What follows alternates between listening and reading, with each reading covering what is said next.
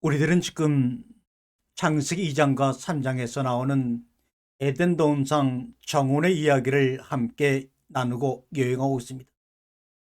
그 안에서 함께 계셨던 하나님과 아담과 이브 사이에 서록서록 담아져 있는 그 이야기를 들으려고 우리는 벌써 9번째 에덴 동산을 향하여 걸어가고 있습니다.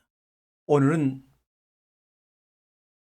씨 뿌리는 비유를 통하여 하나님의 나라를 설명하신 예수 그리스도, 그분은 바로 가시밭길, 돌짝밭길, 길가밭길, 좋은 땅, 그런 모든 인간의 마음속의 밭을 아름답게 가꾸어시는 정혼사임을 우리가 이번 에덴 동산의 여행을 통하여 깨닫고 알게 될 것입니다.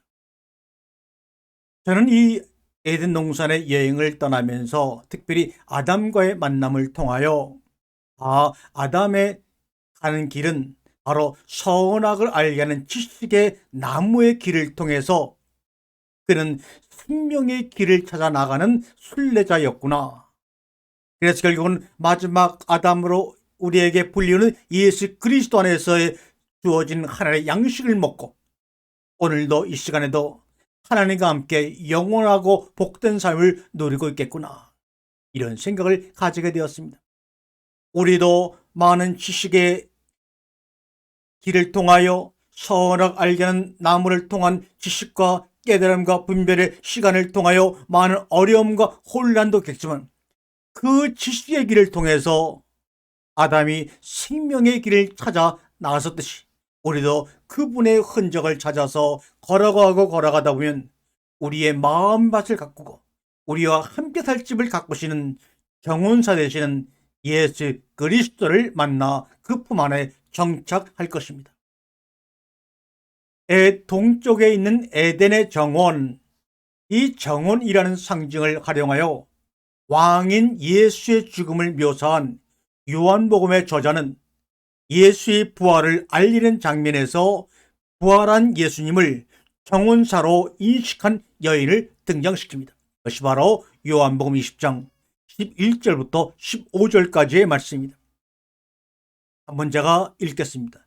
무덤 밖에 서서 울고 있더니 울면서 구부려 무덤 안을 들여다보니 흰옷 입은 두 천사가 예수의 시체 뉘었던 곳에 하나는 머리편에 하나는 발편에 앉았더라.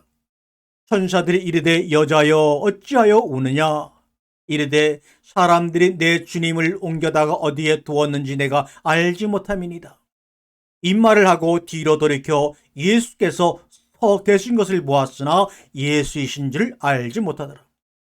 예수께서 이르시되 여자여 어찌하여 울며 누구를 찾느냐 하시니 마리아는 그가 정혼사인 줄 알고 이르되 주여 당신이 옮겼거든 어디 두었는지 내게 이르소서 그리하면 내가 가져가리이다.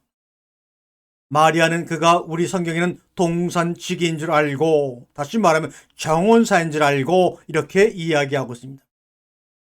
막달라 마리아가 자신에게 나타난 부활한 예수를 정혼사, 헬라어로 케프로스로 인식했다는 묘사는 고대 근동의 세계에서 왕을 정혼사로 묘사한 전통과 맥을 같이 하는 것입니다. 그리고 오늘도 이 방송을 들을 우리 사랑하는 성도들에게 창세기 2장과 3장의 에덴의 정원을 상기시켜주는 내용이기도 합니다. 에덴 정원의 아담은 어떤 해석 전통에 따르면 왕실 정원인 에덴의 정원사였다 말합니다. 예수님의 묘실이 정원에 있었고 그의 죽음을 안치하면서 백근의 향료를 사용하였다는 요한의 묘사는 그가 그리스도의 죽음을 왕 같은 정원사의 죽음으로 이해하고 있다고 볼 수 있는 규절입니다. 그리고 부활의 아침에 그의 묘를 찾은 여인이 자기 앞에 서 있는 사람을 정원사로 인식하였다는 설정은 정원사로서의 그리스도의 이해에 정점을 찍는 장면이죠. 예수가 받은 고난과 죽음 그리고 부활의 이야기를 정원이라고 하는 공간을 사용하여 그려내고 있는 요한복음의 저자는 에덴의 정원사였던 아담에게 무엇을 보았을까요? 그리고 그것이 그리스도에 대한 그의 상징적 이해와 어떤 관련성이 있을까요? 요한복음에서 울려 퍼진 예수의 음성 중에 가장 강력하게 우리에게 울림을 주는 말씀 중에 하나는 내가 곧 길이요, 내가 곧 진리요, 내가 곧 생명이라는 예수의 자기 이해입니다. 예수는 자신을 사람의 길과 진리와 생명으로 이해하였습니다.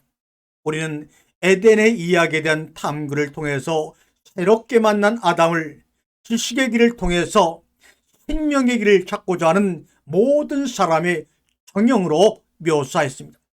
사람의 길을 찾고자 한 에덴의 아담은 지식나무의 열매를 양식으로 삼았습니다. 생명나무에 가장 가까이 있는 나무의 열매였습니다. 그리고 요한복음의 예수님은 자신이 바로 그 길이라고 선포하였습니다. 자신이 바로 사람의 길이라고, 자신이 바로 사람이 찾는 진리라고, 자신이 바로 사람이 찾고자 하는 그 생명이라고 예수님은 말씀하셨습니다. 인간의 길을 모색한 에덴의 정원사 아담이 내가 바로 인간이 걸어야 할 길이라고 말했던 정원사 그리스도를 만난다는 상상은 기독교의 인간론과 그리스도를 새롭게 쓸 수 있는 흥미로운 모티브가 되지 않을까요? 아담에게 돕는 배필로 선사된 이분은 그에게 지식의 길을 안내하는 배필이었습니다. 예수는 성령을 진리의 영이라고 우리에게 소개하면서 배움의 과정들에 있는 사람들을 참된 진리의 세계로 이끌어줄 또 다른 보혜사, 돕는 자를 우리에게 선사했습니다. 아담에게는 돕는 배필이 이브였지만 예수 그리스도 통하여 우리에게 주시는 돕는 배필은 바로 하나님의 영 그 자체였습니다. 그 영이 우리에게 임하게 되면 태초에 하나님과 누렸던 모든 것들을 깨닫게 하시고 경험하게 하시고 생각나게 하시는 분이기에 우리는 꼭 성령을 우리의 마음속에 영접하고 그분의 임하심을 통하여 새로운 삶의 전개가 이루어질 때 믿고 날마다 사모하며 구해야 합니다. 그 성령은 내가 너희에게 이른 말이 영이요 생명이라고 말씀하신 것처럼 오늘 이 시간을 통하여 여러분에게 들려주는 이 말씀일 수도 있고 여러분의 개인적으로 날마다 묵상하는 그 말씀 가운데 그 말씀을 통하여 여러분의 영혼 가운데 그 성령이 임재하실 것입니다. 예수님은 또한 인류의 가슴 속에 영구히 기억될 명언을 우리에게 주셨습니다.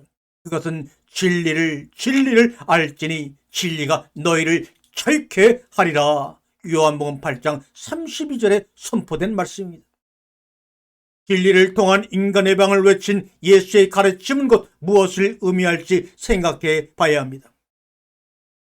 에덴의 정원사 아담이 지식의 나무의 열매를 먹은 것은 죽음에 이른 길 타락과 원죄죄로 간주한 기독교의 오랜 역사였습니다.